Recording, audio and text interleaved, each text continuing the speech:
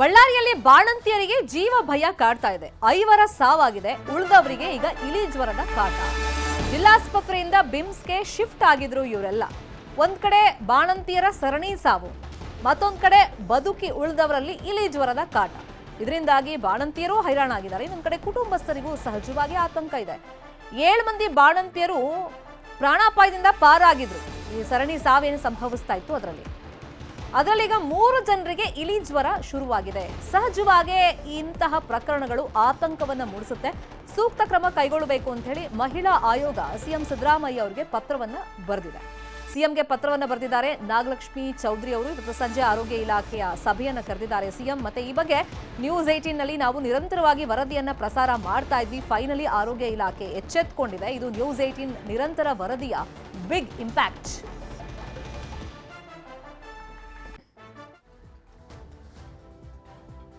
ಸಾಯಂಕಾಲ ಸಿಎಂ ನೇತೃತ್ವದಲ್ಲಿ ಆರೋಗ್ಯ ಇಲಾಖೆಯ ಸಭೆಯನ್ನ ಕರೆಯಲಾಗಿದೆ. ಇದೇ ವಿಚಾರಕ್ಕೆ ಸಂಬಂಧಪಟ್ಟಂತೆ ಮತ್ತಷ್ಟು ಡೀಟೇಲ್ ಆಗಿ ಇನ್ಫಾರ್ಮೇಶನ್ ಕೊಡ್ತಾ ಹೋಗೋದಕ್ಕೆ ನೇರ ಸಂಪರ್ಕದಲ್ಲಿ ಕನೆಕ್ಟ್ ಆಗಿದ್ದಾರೆ ನಮ್ಮ ರಿಪೋರ್ಟರ್ ಶರಣು ಹಂಪಿ. ಈಗ ಆಸ್ಪತ್ರೆಯಲ್ಲಿರುವಂತಹ ಬಾಣಂತಿಯರಲ್ಲಿ ಒಂದು ಕಡೆ ಸರಣಿ ಸಾವಿನ ಆತಂಕ ಆದ್ರೆ ಮತ್ತೊಂದು ಕಡೆ ಈಗ ಬದುಕುಳಿದವರಲ್ಲಿ 3 ಜನಕ್ಕೆ ಇಲಿ ಜ್ವರದ ಒಂದು ಆತಂಕ ಶುರುವಾಗಿದೆ. ಅಫ್ಕೋರ್ಸ್ ಕುಟುಂಬಸ್ಥರಲ್ಲಿ ಸಹಜವಾಗಿ ಆತಂಕ ಹೆಚ್ಚು ಮಾಡುತ್ತೆ ಇದೆಲ್ಲ ಬೆಳವಣಿಗೆಗಳನ್ನ ಗಮನಿಸಿದಾಗ. ಆರೋಗ್ಯ ಇಲಾಖೆ ಈಗ ತುರ್ತಾಗಿ ಏನು ಕ್ರಮವನ್ನ ಈ ಬಗ್ಗೆ ಕೈಗೊಂಡಿದೆ, ಮತ್ತೆ ಇವತ್ತು ಸಿಎಂ ನೇತೃತ್ವದಲ್ಲಿ ಎಷ್ಟೊತ್ತಿಗೆ ಮೀಟಿಂಗ್ ಇದೆ, ಯಾರೆಲ್ಲ ಪಾಲ್ಗೊಳ್ತಾ ಇದ್ದಾರೆ?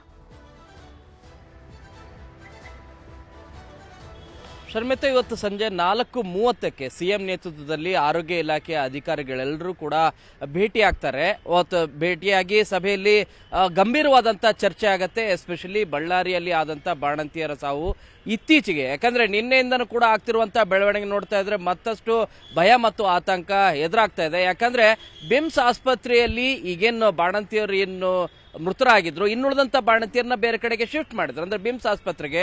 ಅಲ್ಲಿ ಇಲಿ ಜ್ವರದ ಸಮಸ್ಯೆನೂ ಕೂಡ, ಅಂದ್ರೆ ಇಲಿ ಜ್ವರದಿಂದ ಬಳಲ್ತಿರೋರ ಸಂಖ್ಯೆ 3. ಸೊ ಈ ಸಂಖ್ಯೆ ಇನ್ನೂ ಹೆಚ್ಚಾಗಬಹುದು ಅನ್ನುವಂಥ ಭಯನೂ ಕೂಡ ಕಾಡ್ತಾ ಇದೆ. ಸೊ ಈ ಹಿನ್ನೆಲೆಯಲ್ಲಿ ಈ ವಿಚಾರವಾಗಿ ಇವತ್ತು ಸಂಜೆ 4:30ಕ್ಕೆ ಸಿಎಂ ನೇತೃತ್ವದಲ್ಲಿ ಸಭೆ ನಡೆಯಲಿದೆ. ಸಭೆಯಲ್ಲಿ ಈ 2 ಬಹಳ ಪ್ರಮುಖವಾದಂತಹ ಅಂಶಗಳ ಬಗ್ಗೆ ಗಮನ ಹರಿಸಲಿಕ್ಕೆ ಮುಂದಾಗ್ತಾ ಇದ್ದಾರೆ. ಆರೋಗ್ಯ ಇಲಾಖೆ ಸಾಕಷ್ಟು ಮುಂಜಾಗ್ರತಾ ಕ್ರಮಗಳನ್ನ ಕೈಗೊಂಡಿದ್ದೇವೆ ಅಂತ ಹೇಳ್ತಾ ಇದ್ದಾರೆ. ಜಿಲ್ಲಾಸ್ಪತ್ರೆಗಳು ಕೂಡ ಅದೇ ರೀತಿಯಾದಂತಹ ಕ್ರಮಗಳನ್ನ ಕೈಗೊಂಡಿದ್ದೇವೆ ಅಂತ ಹೇಳ್ತಾರೆ. ಆದ್ರೆ ರಿಪೋರ್ಟ್ ಅಲ್ಲಿ ಬಂದಿರೋದು ಎಲ್ರಿಗೂ ಕೂಡ ಗೊತ್ತಿರುವಂತಹ ವಿಚಾರ.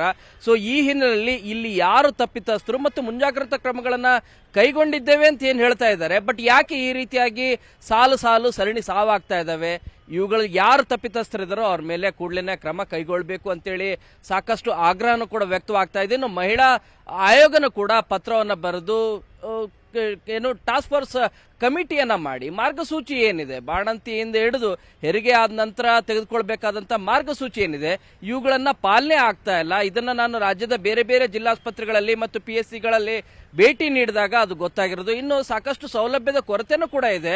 ಇವುಗಳ ಬಗ್ಗೆ ಗಮನ ಹರಿಸಿ ಅಂತೇಳಿ ಪತ್ರವನ್ನು ಕೂಡ ಬರೆದು ಈ ಪ್ರಕರಣದ ಗಂಭೀರತೆಯನ್ನ ಸಿಎಂ ಅವರ ಗಮನಕ್ಕೆ ತರುವಂತ ಕೆಲಸನೂ ಕೂಡ ಮಾಡಿದ್ದಾರೆ. ನ್ಯೂಸ್ 18 ಕನ್ನಡ ಕಳೆದ 1 ವಾರದಿಂದನೂ ಕೂಡ ನಿರಂತರವಾಗಿ ವರದಿಯನ್ನ ಮಾಡ್ತಾ ಇದೆ ಮತ್ತು ಅಧಿಕಾರಿಗಳ ಮತ್ತು ಸಚಿವರ ಗಮನಕ್ಕೂ ಕೂಡ ತರುವಂತ ಕಾರ್ಯವನ್ನು ಮಾಡ್ತಾ ಇದೀವಿ. ಯಾಕಂದ್ರೆ ಈ ಪ್ರಕರಣ ಎಷ್ಟು ಗಂಭೀರತೆ ಇದೆ ಅಂತ ಹೇಳಿ. ಯಾಕಂದ್ರೆ ಯಾವುದೇ ಒಂದು ಸಾವಾದ್ರೂ ಕೂಡ ಅದು ನಿರ್ಲಕ್ಷ್ಯದ ಸಾವಾದ್ರೆ ಖಂಡಿತವಾಗಿ ಕೂಡ ಅದಕ್ಕೆ ಯಾರು ತಪ್ಪಿತಸ್ಥರು, ಯಾರೇ ತಪ್ಪಿತಸ್ಥರಾಗಿದ್ರು, ಆದ್ರೂ ವೈದ್ಯರಾಗಿರ್ಬೋದು ಅಥವಾ ಸಿಬ್ಬಂದಿ ಆಗಿರ್ಬೋದು ಅಥವಾ ಕಂಪನಿ ಆಗಿರ್ಬೋದು. ಸೊ ಯಾವ ಕಂಪನಿ ಸಮರ್ಪಕವಾಗಿ ಸರಬರಾಜು ಮಾಡಿಲ್ವೋ ಅಥವಾ ಸರಬರಾಜು ಮಾಡಿ ಬೇರೆ ಬೇರೆ ರೀತಿಯಾದಂತಹ ಅವೈಜ್ಞಾನಿಕ ರೀತಿಯಾಗಿ ಏನಾದರೂ ಸಲಕರಣೆಗಳನ್ನ ಕೊಟ್ಟಿರೋದಾಗಿರ್ಬೋದು, ಈ ಎಲ್ಲಾ ಕಾರಣಗಳು ಏನಿದಾವೆ ಇವುಗಳೆಲ್ಲವನ್ನು ಕೂಡ ಪತ್ತೆ ಹಚ್ಚಿ ಅಂತೇಳಿ ಇವತ್ತಿನ ಸಭೆಯಲ್ಲಿ ಬಹಳ ಪ್ರಮುಖವಾದಂತಹ ಚರ್ಚೆ ಆಗತ್ತೆ. ಮತ್ತು ಈಗಾಗಲೇ ವೈದ್ಯರು ಕೂಡ, ತಜ್ಞ ವೈದ್ಯರು ಕೂಡ ವರದಿಯನ್ನ ಕೊಟ್ಟಿದ್ದಾರೆ ಅನ್ನುವಂಥ ಮಾಹಿತಿ ಇದೆ. ಸೊ ಆ ವರದಿಯ ಆಧಾರದ ಮೇಲೆ ಏನ್ ನಿರ್ಣಯಗಳನ್ನ ಕೈಗೊಳ್ತಾರೆ ಅವೆಲ್ಲವೂ ಕೂಡ ಇವತ್ತಿನ ಸಭೆಯಲ್ಲಿ ಬಹಳ ಪ್ರಮುಖ ಆಗತ್ತೆ. ಶರ್ಮಿತಾ, ಫೈನ್, ಥ್ಯಾಂಕ್ ಯು ಶರಣು.